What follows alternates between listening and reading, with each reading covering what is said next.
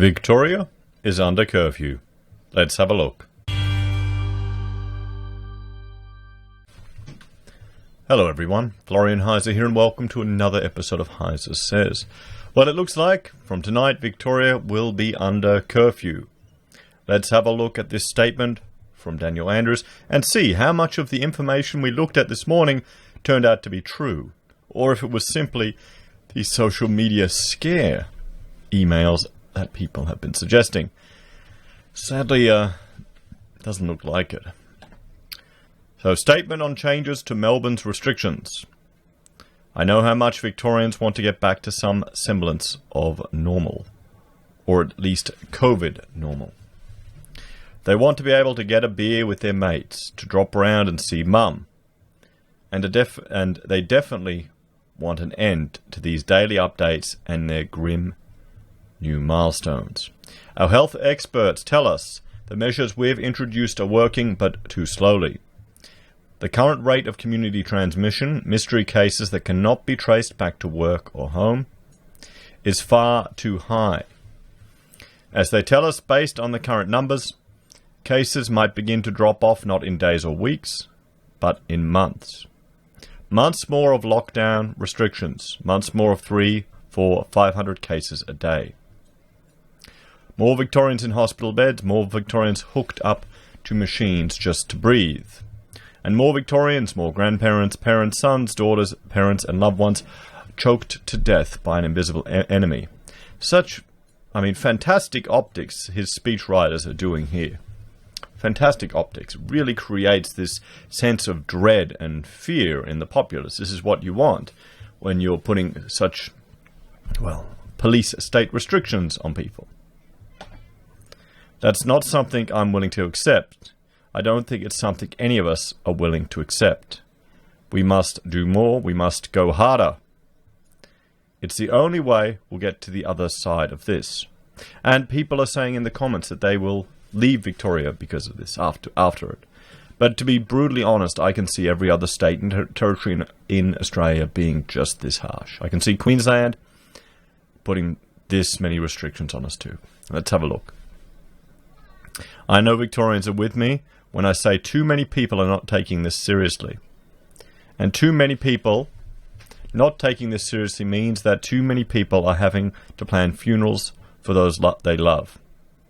It's why from 6 p.m. tonight, Victoria will enter a state of disaster. We used this same provision over summer, and as we set up our fight against the public health bushfire, we need to use it again. This will give our police additional powers to make sure people are complying with public health directions, more on which we'll have to say in the coming days. From 6 p.m. tonight, Melbourne will also move to Stage 4 restrictions, with stronger rules to limit the movement of people and limit the spread of this virus across our city. This includes a curfew from 8 p.m. to 5 p.m. beginning tonight. So it's 5:39 as I'm recording this, so you've still got a few hours to get out there and enjoy your freedom in Victoria. The only reason to leave home during these hours will be work, medical care and caregiving. Where you slept last night is where you'll need to stay for the next 6 weeks. Well, that'd be a bit awkward if you had a one-night stand or hooked up with a random person. Oh well, they're make it a reality TV show. Virus or lockdown romance, curfew romance. I shouldn't have said that. Some people might actually do it. There'll be exceptions for partners who live apart and for work if required. The night network will be suspended and public transport services will be reduced during curfew hours. This will allow us to redeploy more of our PSOs into our enforcement efforts. So you're going to have the fake police that monitor the trains enforcing these curfews, marching up and down streets, patrolling. So this sounds very similar to what we read this morning. New time, distance and gathering limits will also apply for exercise and shopping. Exercise will be limited to a maximum of 1 hour per day and no more than 5 kilometers from your home. So there we have the travel restrictions, the 5 kilometer limit that was mentioned this morning. Group sizes will be limited to a maximum of 2, you and one other person, whether you live with them or not. So personal trainers can still be working. Shopping will be limited to 1 person per household per day. Again, the 5-kilometre rule applies. Of course, there'll be some common sense exceptions. If your closest supermarket is further than 5 kilometres, you can still shop there. If you're a parent with little ones, you can still take them with you when you go for a walk. And these distance, gathering and time limits won't apply for work, medical care or compassionate reasons. But you'll have to approve those to the Victorian police, wouldn't you? You'd have to justify it to the PSOs. Study at TAFE at university must be done remotely, and from Wednesday, 11:59 p.m, weddings in Melbourne cannot occur. Face coverings will continue to be compulsory, ensuring that if we do have to be out, it's in the safest way possible. The question I know most parents will be asking: schools will return to remote and flexible learnings across all year levels.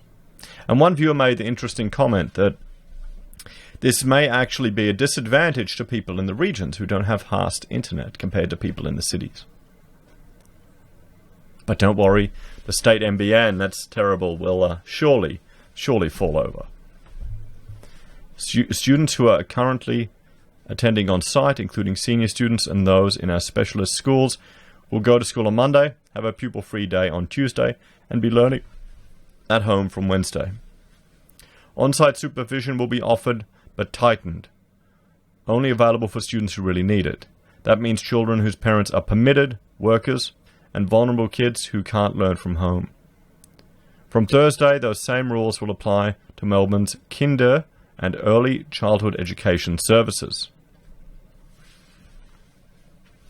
We know this will be a significant ask of parents with little ones, and big ones too, but I promise, as a parent to 3, it's an ask I don't make lightly. These changes will be in place for at least the next 6 weeks, until Sunday, the 13th of September. As always, we'll keep reviewing and realigning the restrictions in line with the advice from our health experts, and if we can change things earlier, we will. We also recognize that workplaces continue to be the site of many of our cases. Today I've made some announcements about that change, how Victorians will live. Tomorrow I'll have more to say about the way Victorians need to work. I know that will cause a certain level of anxiety and uncertainty, but the truth is, this is complex, and we're going to take some extra time to make sure we get these calls right. I've had the job of leading this state for almost 6 years, more than 2,000 days, and today is by far the hardest day and hardest decision. But it is the decision I've made to keep our state safe.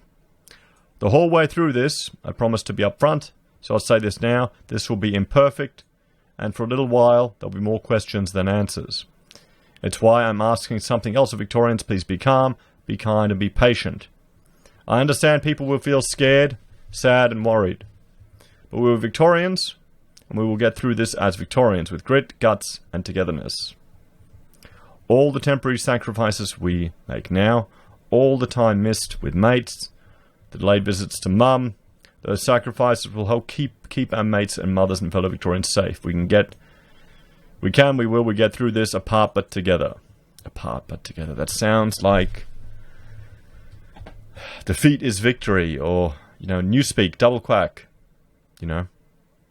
So, there we have it, everyone. Victoria now is, police state. PSOs will be enforcing your mandatory curfews from 8 p.m.